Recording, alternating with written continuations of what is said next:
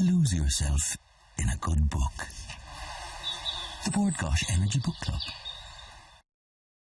Now, a new month means it's time for 3 new book club choices, from Harper Lee's highly anticipated follow-up To Kill a Mockingbird. Technically not a follow-up, we'll get to that shortly. To a New York Times bestseller self-help book. We've a selection of books for you this month. Great selection. Anya Taylor, editor of Woman's Way and book reviewer, joins us now to announce the book club choices for August. Good morning to you all. Hello, how did you both? Very well. Now, we were just saying actually about Harper Lee's book. It's very difficult to approach it with fresh eyes because you've already got To Kill a Mockingbird in your head, and such an iconic book. Beautiful and nostalgic and but very palatable, certainly for an audience kind of 55 years ago. This has been sitting in a drawer pretty much for over half a century, and only released this year, and huge furore about it, whether or not it was the right thing to do, whether or not it's something that actually Harper Lee would approve of as well. Now, she calls it the parent novel of Mockingbird, and it was actually written before To Kill a Mockingbird, so it's almost, you need to read this and then read To Kill a Mockingbird, and then maybe you'll feel a little bit differently about it. I mean, I was already slated. It's hugely controversial, completely, particularly because of the character of Atticus Finch. Exactly. Well, I mean, there's a whole area of it. He goes to a council office, and they're talking about segregation of different races as well. And, you know, yes, it is untasteful to read, and it is difficult to read after you've read Mockingbird, when there is the headlines is Atticus Finch revealed as a racist. Well, I think there's a lot more wrong with it, to be honest, than just Atticus, you know. But at the same time, it's a first draft. I see it as a bit of a first draft. I think if Harper Lee had a chance, maybe she'd go through it again and kind of edit it to kind of make it what it is. But what it is, it's more politicised, it's more radical than To Kill Mockingbird, and I think maybe we're all being a little bit naive maybe about it as well. We're like, oh, To Kill Mockingbird was this perfect book. I mean, it won the Pulitzer. Scores of school children grew up reading To Kill a Mockingbird, and I think what we need to do is we need to read go set a watchman as it, and then read To Kill a Mockingbird, and then you start looking for whether Atticus is that person in Mockingbird, because you're not, you know, what you want is, it's very much black and white, it's good and evil in To Kill a Mockingbird, whereas this, it's a lot more nuanced. Was it the case that the editor at the publishing house that she took it to said, you know, it's not, but there's something here, why don't you go with this character, Scout, and take her back to her childhood that you refer, and she worked from there? It's possible. I mean, it's a bit Judy Blume-like. That's what I kind of, when we talked about Judy Blume the last time I was on, and it is that kind of romanticised growing up. You know, she's 20-something, she's coming back to Alabama now from New York, and, you know, there is that sense of that To Kill a Mockingbird was a much more a nostalgic book, and rumour has it that the editor then was told Harper Lee to kind of go for that push for the book that's kind of a bit more childlike and a bit more innocent, and whereas this kind of sat for so long. And, you know, I was all ready to slate it, and actually I think it's quite a good book. If you read it on its own, independent from To Kill a Mockingbird, you'd go, actually that's quite an interesting look onto like 1950s America. But I think read it and then have the opinion on it, as opposed to just slating it outright. Okay, now here's a book that me and Tommy were mocking outright earlier on. It's Rachel Brothan, Yoga Girl, and it's just pictures. Very cynical. Very pictures of another kind of slowly looking blonde-haired. My life is great, and all I have is coconut oil, which I rub all over myself, and I live in a sunny climate. Great. Well, I'm going to defend Rachel Brothan. Tell us about, you know, why she's well known, why she's got a book out. Well, she's Swedish. She's 26 now. To be fair, she ticks a lot of boxes. She's very pretty, she's very athletic, you know, she has this beautiful life. She lives in Aruba with her very attractive husband, and does lots of lovely poses on Instagram. You know, she has 1.4 million followers on Instagram.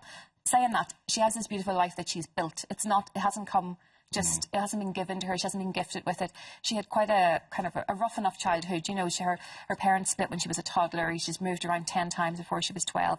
She had alcohol poisoning when she was 13. She went off the rails a little bit. And it's only in the kind of last 6-7 years where she's kind of found herself back. And it is that whole idea of yoga and meditation and mindfulness that is such buzzwords now as well. And for me, yes, when you read it, you kind of are so resentful of her, because it is a lovely, attractive, great life, and there's recipes, there are yoga poses in it as well. But at the same time, you know, in this life that we're living with social media, where every Instagram filter is about making yourself look the best you can possibly be, she puts up the good and the bad, and she puts up things that are, you know, people don't want to read on Instagram. They want, you know, it's the truth. It's quite honest as well. And I think for young women to read it and to have a little bit of confidence and self-awareness and stuff, you know, she's big on about, you know, you're good enough the way you are. And I think that maybe that's a little bit worthy, but at the same time, what's wrong? I mean, what's wrong with Well, feeling good about something? loads of people into yoga, and fascinating read. It is lots of pictures of her looking amazing in sunshiny places. I looked at her Instagram because I hadn't heard of her before. Her Instagram page. I wanted to read one of the comments beside one of the amazing pictures of her, and she says, "Read this out loud to yourself right now. I am a free spirit. The pure essence of my soul is freedom. I am free to manifest the life I want to live, and every situation I am presented with is an opportunity to explore and enjoy the beauty of the world. The choice is mine, and I choose to be free." I caught Tommy saying that in the mirror. It's my new motto. I do love myself. It's my new manifesto. I just didn't know what to make of it when I came in. We are judging it by its cover, I really which is enjoyed unfair, it. which is unfair. I think for dipping in and out and having little affirmations, and we all might pretend that we don't do it, but there's nothing wrong in telling yourself that I'm all for it. Actually, and if you are interested in yoga, the poses in it are very easy to follow. Exactly, and they're there are decent recipes in it as well. There's some ice cream recipes and kind of some smoothies and that kind of thing. Ice cream recipe in her next book's going to be focusing on grief because it's something that she had to deal with quite a lot in the last kind of year, 18 months or so. So I'm interested to see what her approach will be for her next book. Pictures of her looking amazing, talking about grief. In the sunshine. Yeah. In the sunshine. Let's talk about the third book is a thriller. This sounds brilliant now. For me, it's better than Gone Girl. Really? I wasn't a massive fan of Gone Girl, I have to say. Better than Gone Girl. Better than Gone Girl. Black-Eyed Susans by Julia Heberling. Yeah, it's based a girl 20 years ago, Tessa Cartwright. She was 16. She was found in a grave with bones, and only a little bit of an idea of what happened and how she got there. She's called the lone Black-Eyed Susan because the flowers, Black-Eyed Susans, are growing around the grave that she was found in. Her testimony puts a man in jail for 20 years and on death row, and it's only when a fresh set of Black-Eyed Susans, which only bloom in the summer, and this is February, it begins in, appear in her garden, that she realises that maybe something happened, maybe she put the wrong man into prison, and she teams up with a forensic scientist and an anti-death death penalty solicitor in trying to find the truth. And it's flashbacks and flash forwards, and I was gripped the whole way through it. I thought I'm a big thriller fan anyway. Yeah, but you love your thrillers. I really do. Yeah, and like I said, I wasn't a massive fan of Gone Girl. I thought it was a little bit lacking in some ways, and I think this isn't for me. And she's written two other books that are quite different from this, but this is a kind of definitely for me. She wrote on true life stuff. Didn't she work on newspapers as a crime correspondent? So she's brought in bits and pieces of that, I presume. And it's a little bit CSI-like. There was a little touch of it being like a CSI bit of forensics going on. Completely, but it's, there's a lot about, she's a daughter now who's only 2 years younger than when she was found in the grave with all the bones and the bodies. So gripping, love it. So that would be your choice. Yeah. If you had to read. Yeah, that would be your Black-Eyed Susans. How do you say her name, Julia? Heberling.